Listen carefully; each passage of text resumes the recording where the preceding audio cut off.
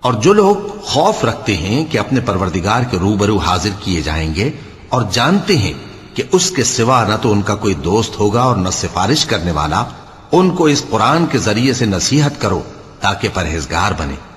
اور جو لوگ صبح و شام اپنے پروردگار سے دعا کرتے ہیں اور اس کی توجہ کے طالب ہیں، ان کو اپنے پاس سے مت نکالو۔ ان کے حساب اعمال کی جواب دہی تم پر کچھ نہیں اور تمہارے حساب کی جواب دہی ان پر کچھ نہیں، بس ایسا نہ کرنا۔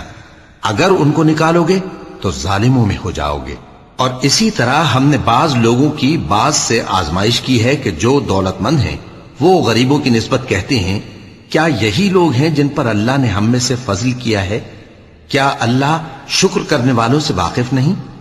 اور جب تمہارے پاس ایسے لوگ آیا کریں جو ہماری آیتوں پر ایمان لاتے ہیں تو ان سے کہو سلام علیکم، تمہارے رب نے اپنی ذات پاک پر رحمت کو لازم کر لیا ہے کہ جو کوئی تم میں سے نادانی سے کوئی بری حرکت کر بیٹھے پھر اس کے بعد توبہ کر لے اور نیکوکار ہو جائے تو وہ بخشنے والا ہے، مہربان ہے۔